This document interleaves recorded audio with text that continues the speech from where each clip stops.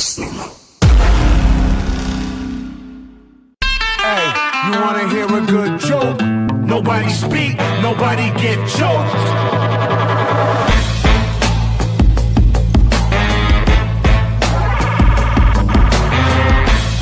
It's still real to me, damn it!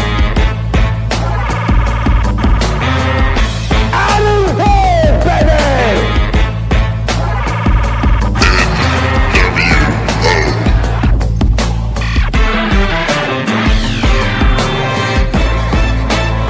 Nobody speak. Nobody speak. Nobody speak. Nobody gets choked. I knew you'd come. Well, Elimination Chamber just wrapped up. Welcome to the SNS post show for the 2019 edition of the Elimination Chamber event. I thought they were going to pull the trigger. I swear to God, I thought it was going to happen. I thought this was going to be the night that Kofi Kingston would walk out of a pay-per-view event, the WWE champion. But they didn't. Daniel Bryan retains, and I figured that's what was going to happen. However, there is a little bit of unanswered questions now. Who is going to be the opponent for Daniel Bryan come WrestleMania? The opportunity's here. The opportunity is to put Kofi Kingston in that WrestleMania match and give him the moment. But with Kevin Owens coming back, probably at Fastlane. Man, I don't know what they're going to do. Elimination Chamber just wrapped up from Houston, Texas. I don't know. I think there was a few great moments in the show. Overall, yeah. Let's talk about how this show started. The Elimination Chamber kicked off with the women's. Well, let's start with the Cruiserweight title match. Let me tell you something. They got to start putting these guys on the main show. Hands down. This match tore the roof off the Toyota Center. And if you don't believe me, you can see when the crowd was coming in, like they're kind of dead at the beginning of that show, but by the time the match was over, this is awesome chants. They were standing on their feet. It was awesome. Pardon me, everybody. But yeah, I thought that was going to be a better. I thought that should have been on the main show. That should have been on the main show. But it wasn't. And that's what happens. Pretty good. Great kickoff match. 13 minutes, 25 seconds. Buddy Murphy retains the Cruiserweight Championship in such a good match. Man, that was a really good match. And then they kick off the Elimination Chamber event with the women's Elimination Chamber match. You know, I think this one's predictable. And there's it kind of was a cluster at times. It kind of was messy.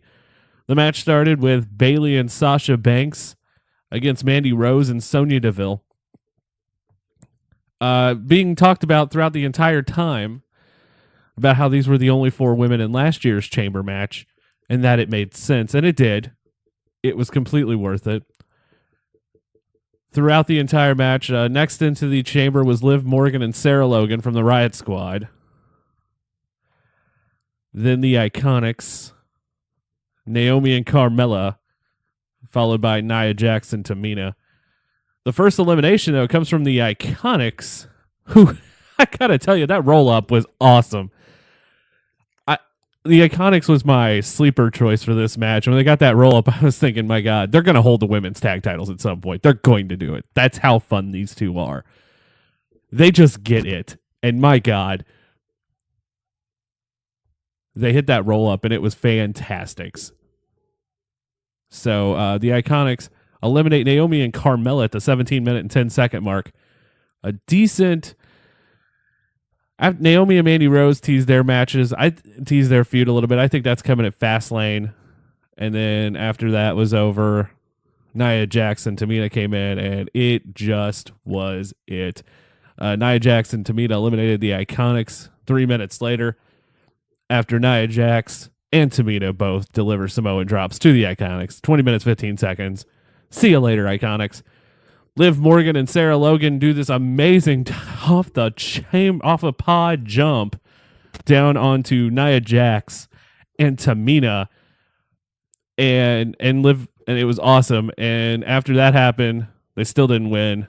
Nia Jax pinned Liv Morgan after a Samoan drop, and then Tamina does this giant splash onto both of them.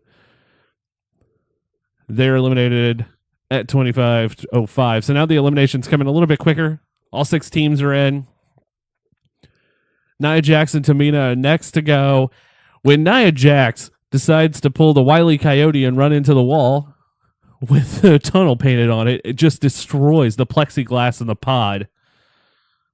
Tamina is left by herself. Everybody, Sasha, Bayley, Mandy, and Sonya pin Tamina and eliminate her in 27 minutes and 5 seconds. Mandy Rose, Sonya Deville, Sasha Banks, and Bayley are squaring off. A lot of close moments in this. A lot. These four started it. They're finishing it. They clicked. These 4 women just clicked together. The start of the chamber was fine.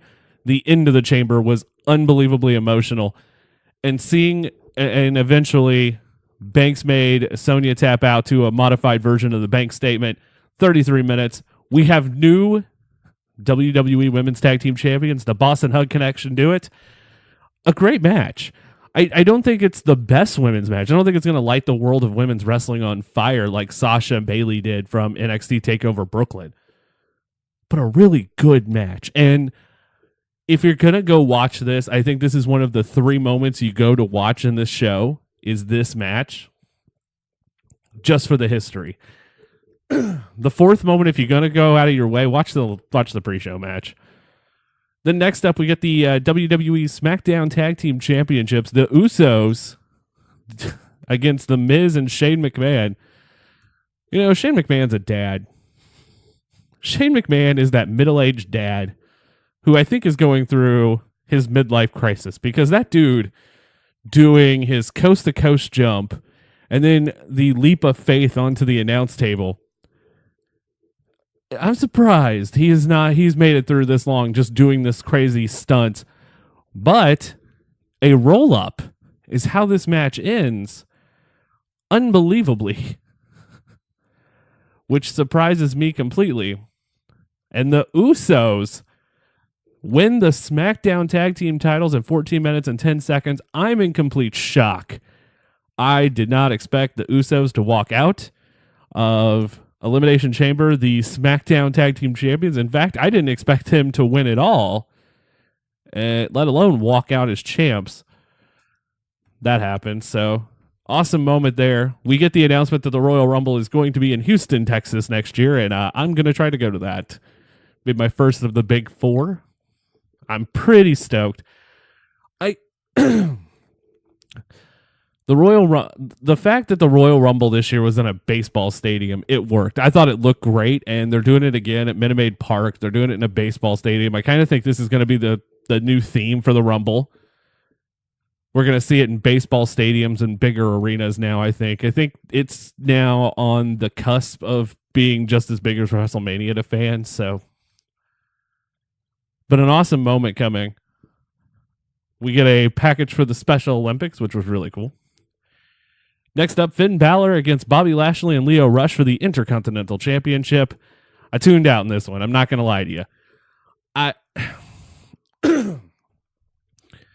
It's not that I have anything against Bobby Lashley as a wrestler, and I don't. I thought his time in TNA, his second run in TNA was great. The run right before he jumped over to WWE. I think Lio Rush is a hell of a talent, and I love Finn Balor.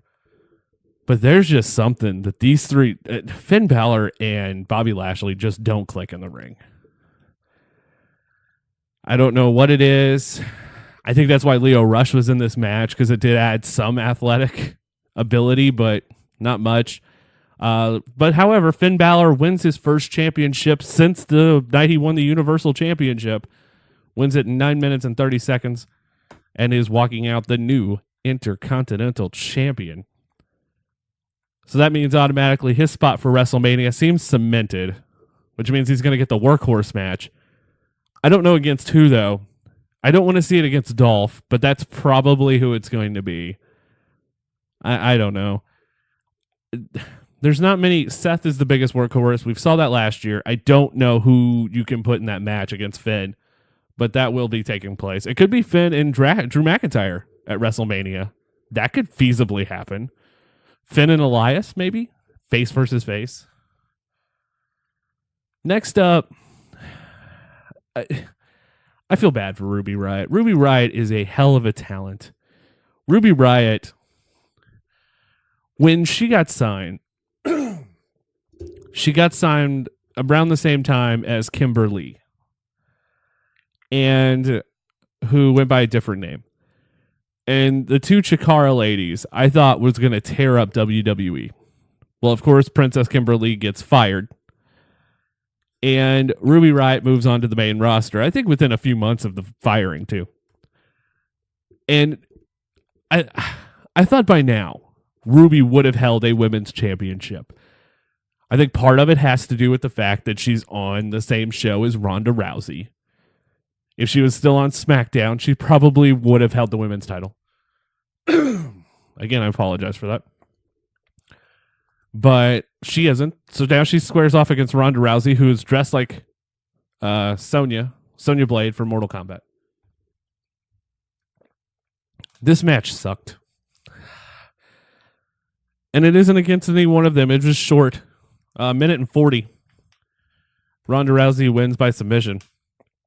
Again, I didn't care. You knew this is what was going to happen. I kind of hope maybe for a flip, but it didn't happen. But Charlotte comes out before the match. You knew this is where this is going. The after match was more important. So we get to the aftermath, and Charlotte comes in the ring, standing there with Ronda Rousey, and out comes Becky Lynch on crutches.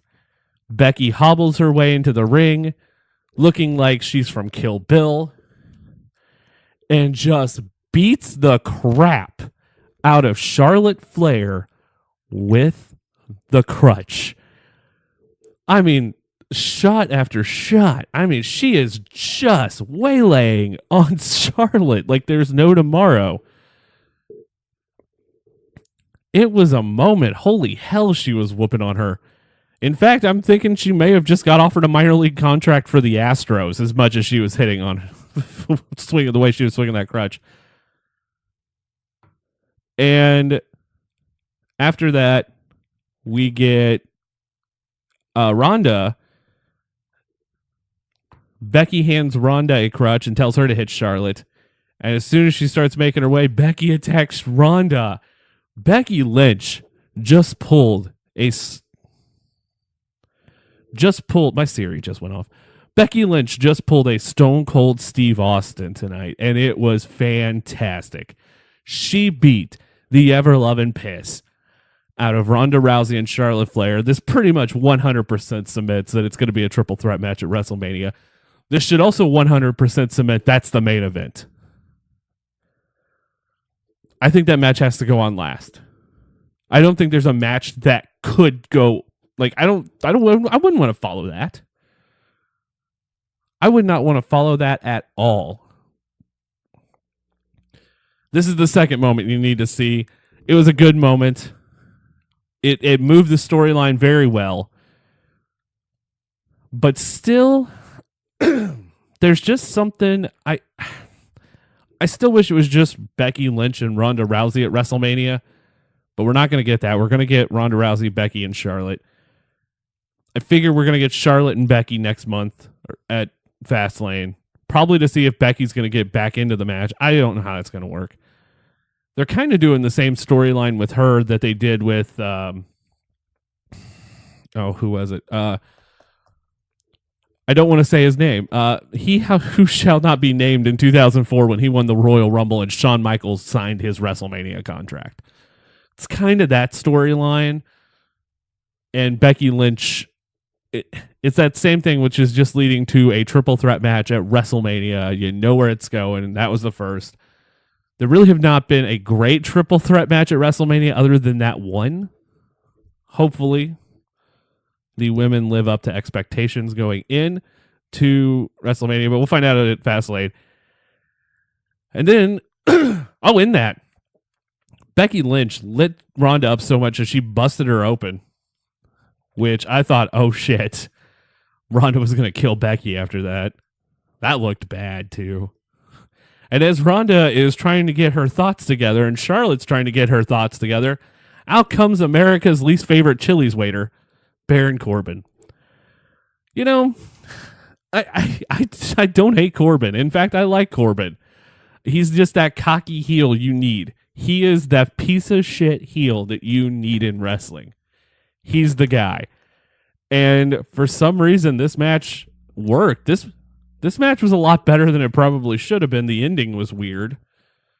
But it kind of looked like you're leading towards a Shield versus the three of them match at Mania. I know that's not happening, but Baron Corbin defeats Braun Strowman with the help of Drew McIntyre and Bobby Lashley, who, by the way, destroyed Lio Rush after the match.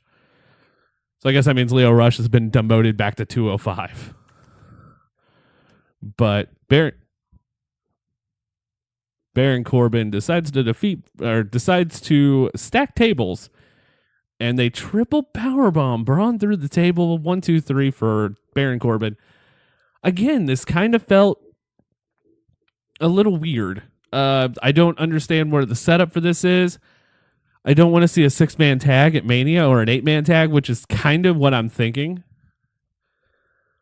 I don't know how you go about this or where this storyline goes, but it's kind of weird to see Braun from where he was last year, or even where he was halfway through last year to where he is now.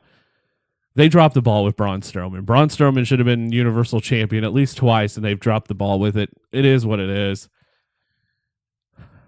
And then we get to the main event, which that crowd was 100% behind Kofi Kingston. 100% behind Kofi Kingston. It starts out with Daniel Bryan and Samoa Joe, which is a dream match. And then Kofi Kingston's number 3, AJ number 4, Jeff 5, Randy Orton 6. The first elimination is Samoa Joe. I did not see that coming. I thought it would either be Jeff Hardy or Kofi, even though I wanted Kofi to win. Samoa Joe gets eliminated in 14 minutes, 35 seconds. Unreal. Number 2 eliminated is Jeff Hardy by Daniel Bryan's running knee. That was a crazy move. AJ Styles is just laying on the turnbuckle. Jeff Hardy hits that swanton bomb onto Styles on the buckle and then gets hit with Daniel Bryan's running knee. It was a great sequence of events happening right there. And that means Jeff Hardy's eliminated at number 2 with 18 minutes into the match. Next up, Randy Orton enters the pod. AJ goes for looking to go for the phenomenal forearm on Kofi Kingston. RKO, springboard, goes for the springboard, gets hit with the RKO. AJ Styles is eliminated at 22-25 by Randy Orton. Then Randy Orton gets hit by Trouble in Paradise from Kofi Kingston in 24 minutes. Randy Orton's eliminated. And this is the moment I thought WWE was going to pull the trigger on Kofi Kingston. I thought this was going to happen. I thought we were going to see Kofi Kingston WWE champion. Is this the moment? Is this the frickin' moment that we've always wanted to see, that Kofi Kingston would walk out of the Elimination Chamber with the WWE Championship and back and forth, near fall after near fall, that first running knee that Daniel Bryan hits Kofi and flips him inside out. The SOS, the Trouble in Paradise, the LaBelle Lock. I mean, everything. When that giant splash was missed, my heart just sunk. And then Daniel Bryan hit the running knee to win in 36 minutes and 40 seconds. The men's chamber match, unfucking believable. If you go out of your way to watch at least one thing, that's what you need to see. Then I would say the women's main event for WrestleMania and the tag title elimination. But man, that men's chamber match tonight, it was good. It was really good.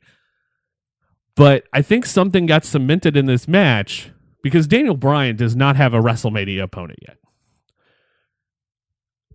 And looking at this, I think we're going to get AJ Styles and Randy Orton at WrestleMania. I'm about 90% sure that's just going to be a one-on-one attraction match. I don't think you're going to see Samoa Joe in the title picture. I don't think you see Jeff Hardy in the title picture.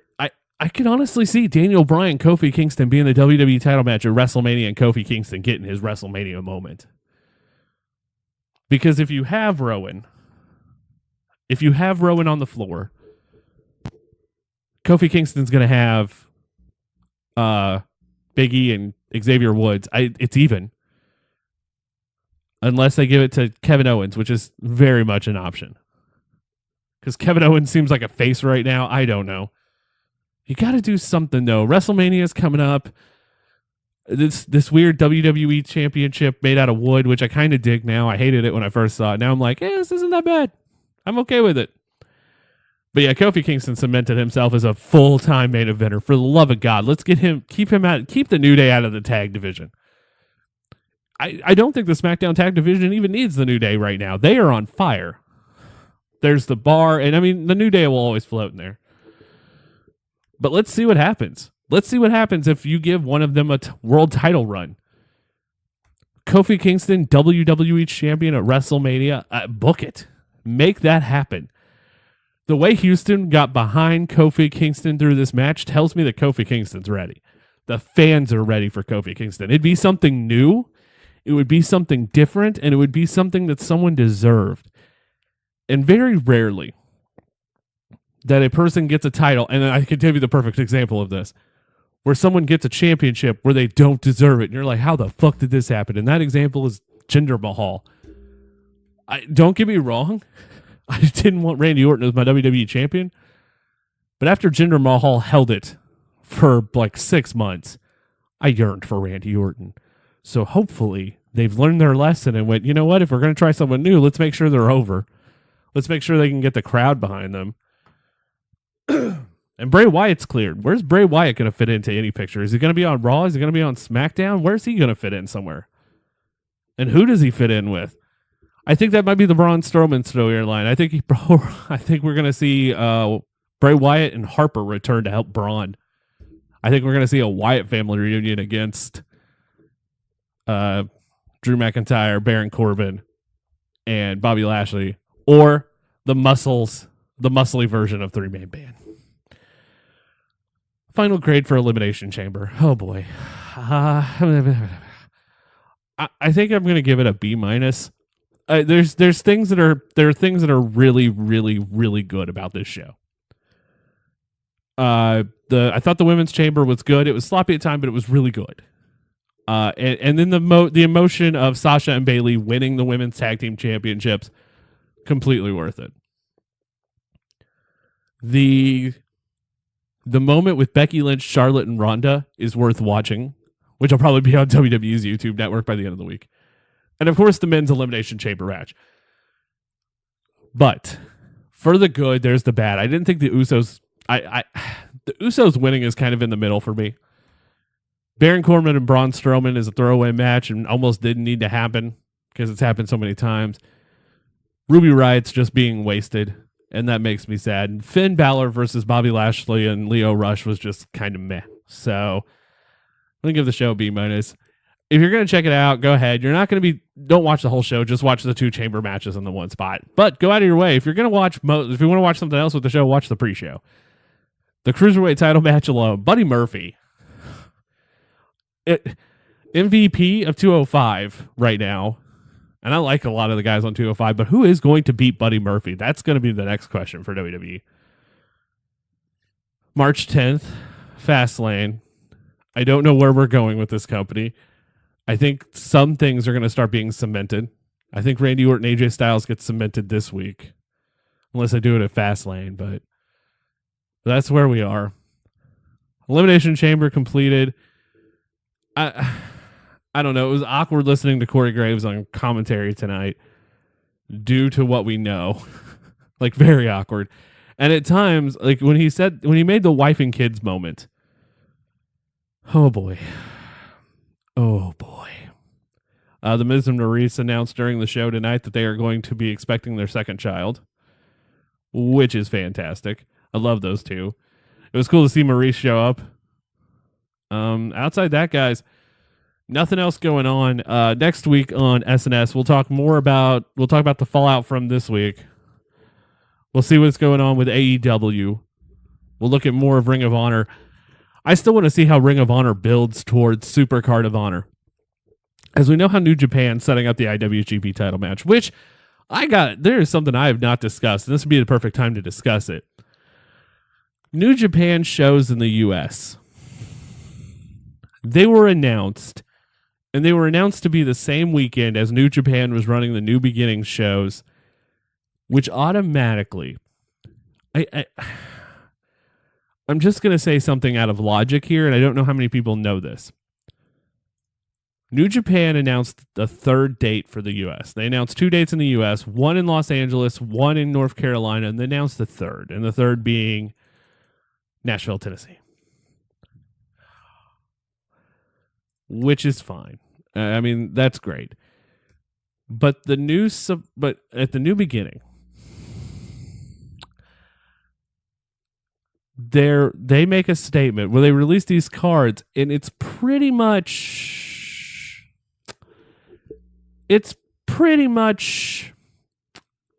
Ring of Honor light.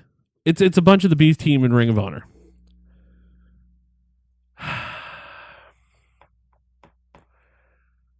I will say this. Their excuse for not having any of the huge Japanese stars was that they couldn't get visas because of the government shutdown. I'm going to call bullshit where it's due. This is bullshit. When you get a visa, it's good for 3 years. I don't believe that they just weren't let in unless they changed everything, which is very possible. I do think it's an excuse, though. And I think it was a way I think this has been planned the whole time. I think they were going to make up some excuse, and that's been the plan.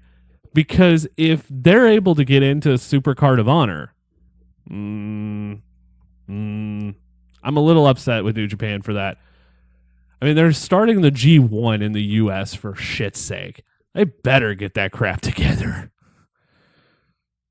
But my God. So New Japan kind of dropped the ball on those house shows that they ran through the U.S. land earlier in the year. But it is what it is. Ring of Honor's due. I'm a little nervous for Ring of Honor moving forward. As I said earlier, I think one company is going to get destroyed in this. And when I said that when I was recording, I completely forgot about Lucha Underground. And Lucha Underground is going to get destroyed. I mean, I don't think it gets picked up again. That's why you're seeing Lucha Underground guys start singing, guys and gals start signing with other companies. I do think they are the one that just screws it up. I think they're the first casualty in this war. And I'll be honest with you, I don't know who's going to carry the torch for Ring of Honor. I love Jay Lethal. I do. I think Jay Lethal's amazing. But Jay Lethal's done everything. It's kind of at that point now where I think Jay Lethal needs to go for a bigger thing eventually because he needs to test himself. We need to see him at a different pace. I just don't know. I mean, there's going to be new people come up eventually. It comes down to when Flip Gordon's going to leave, because will Ring of Honor pull a trigger on Flip? How much stake are they putting into Jeff Cobb? And Jeff Cobb's amazing. Jeff Cobb reminds me of Taz so much. And how much are they going to put in their women's division? Dalton Castle's great, but I don't see him being in Ring of Honor much longer. I see him, he's WWE bound. It's going to happen. I honest to God don't know at this point who is going to end up where. I don't know what's going to happen, but this AEW, WWE, Ring of Honor signing feuds have been fun to watch. All right, well, that's going to wrap up this show. It's our post show for the Elimination Chamber pay-per-view. We're going to start doing some post shows every so often for WWE events. This is our first one. Hope you guys enjoyed it. Ashley is not here tomorrow. Ashley has surgery, so think about her. Phil is off doing Phil stuff. But if you guys have some positive thoughts and vibes, send them our way, as Ashley's having surgery tomorrow. That's why she's not on the show tonight. But guys, we will see you next week for SNS, and hopefully next week we'll get some news on where we're going into the road for WrestleMania. There's going to be a lot of news break this week. I have this weird feeling. The latest on the Corey Graves situation next week, probably. And who knows what else is going to come out this week. So, guys, until next time, remember, if you're going to turn heels on your friends, make sure they're as gullible as Sting. Good night, everybody.